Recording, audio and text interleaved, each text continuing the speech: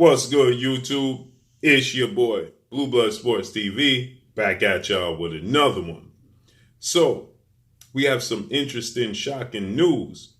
As former unified lightweight world champion superstar boxer Teofimo Lopez, 16 wins, 1 loss, no draws, 12 wins by way of knockout, 24 years of age, 5'8" with a 69-inch arm reach. He's coming off of a shocking loss to Australian star boxer, newly crowned unified lightweight world champion superstar George Kambosos Jr., who is now 20 wins, no losses, no draws, 10 wins by way of knockout. 28 years of age, 5'9" with a 69-inch arm reach. With that said, they fought November 27th. Teofimo Lopez was dropped in the first round, shockingly. George Kambosos Jr. was dropped in the 10th round. He faced adversity. George Kambosos Jr. ended up winning a split decision victory over Teofimo Lopez to win the titles. So with that said, there was a lot of talks of why Teofimo Lopez lost a fight that he was highly favored to win. And so with that said, one of the biggest reasons cited by Teofimo Lopez himself, Teofimo Lopez Sr., his father, trainer, and manager, and his legendary promoter, Top Rank CEO and promoter Bob Arum, and many other people, is that Teofimo Lopez, he struggled to make 135, okay? This fight with George Kambosos Jr., George Kambosos Jr. was his IBF, International Boxing Federation, mandatory challenger, okay? It was initially scheduled to take place June 5th, but since Floyd Mayweather, he fought June 6th against YouTube sensation Logan Paul, the fight was postponed to June 19th, Juneteenth weekend, and then Teofimo Lopez reportedly tested positive for C19. Then the fight continued to be postponed, and initially went to a purse bid where Bob Arum, he didn't feel like George Kambosos Jr. was worth the fight at all. He definitely didn't feel like he was worth big money. So went to a purse bid in which Bob Arum allegedly accused that Teofimo Lopez, George Kambosos colluded to go to a purse bid, not come to an agreement, so that way it could go to the highest bidder.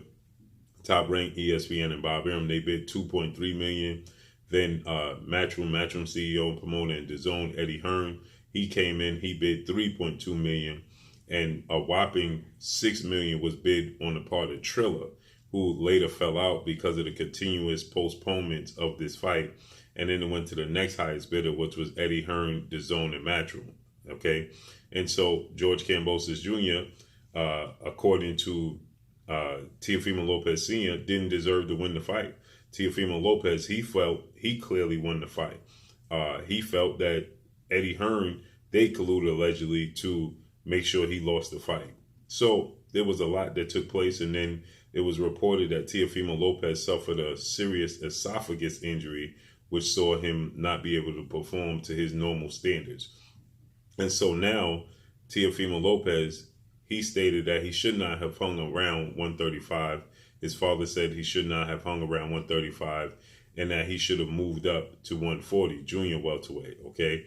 And so now he's confirmed that he is. Now we know Bob Arum is still his promoter.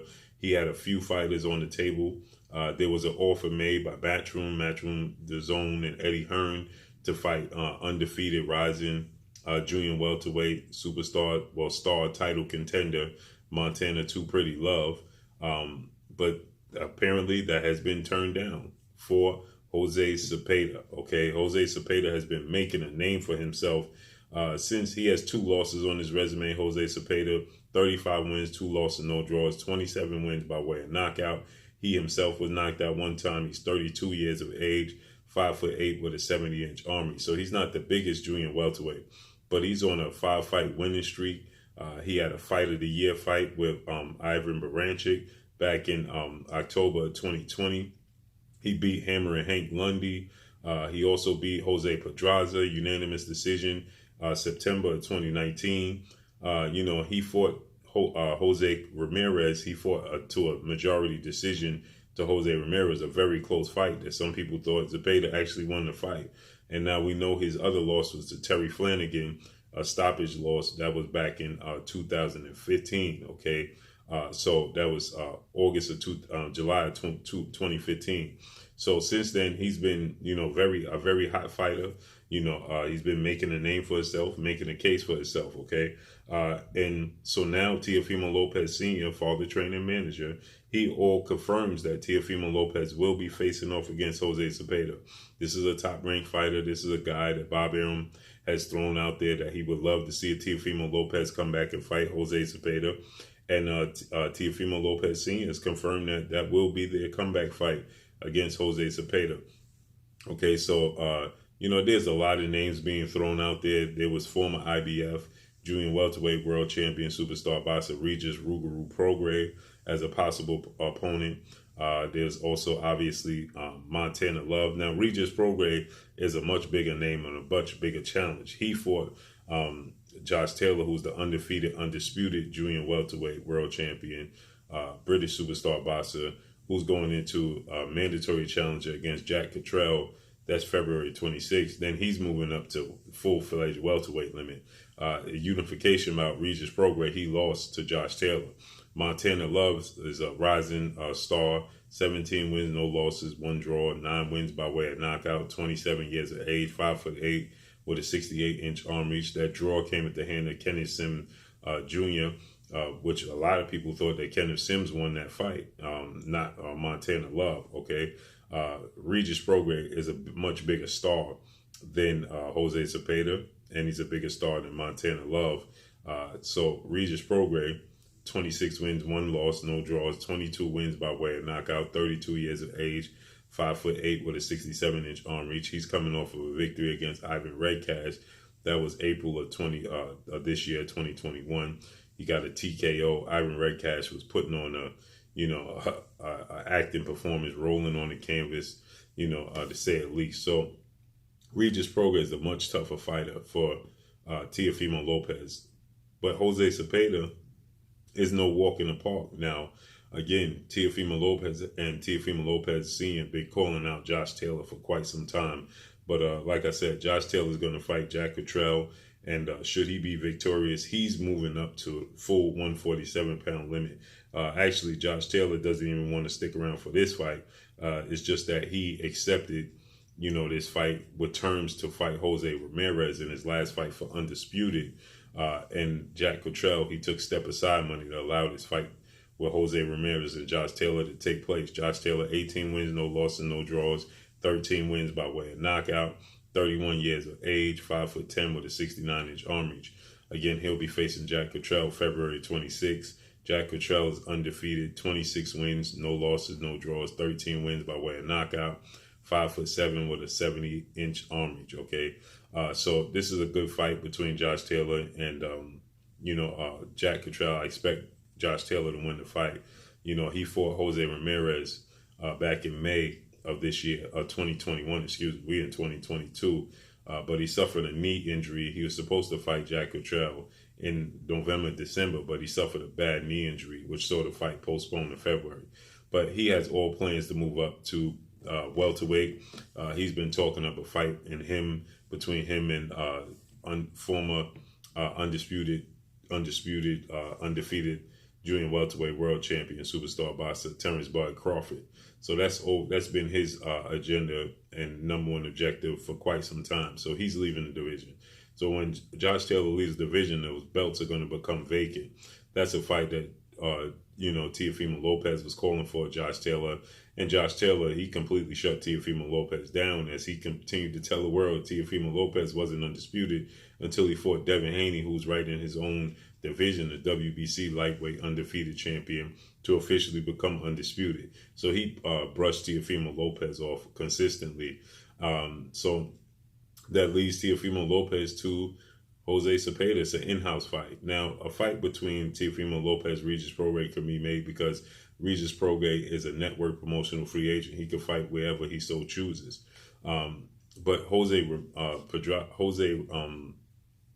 Zepeda is no walk in the park. Okay, this is a tough fight for Teofimo Lopez, coming off of an injury. Okay, coming off of a loss. Having a lot of, dare I say, excuses as to why he lost.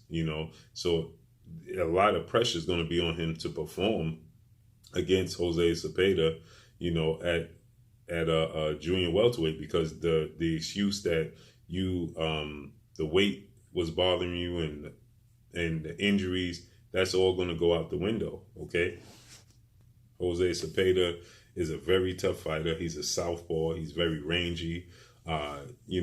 He was in, again, the Ivan Baranchik fight. That fight was a fight of the year, back and forth knockdowns.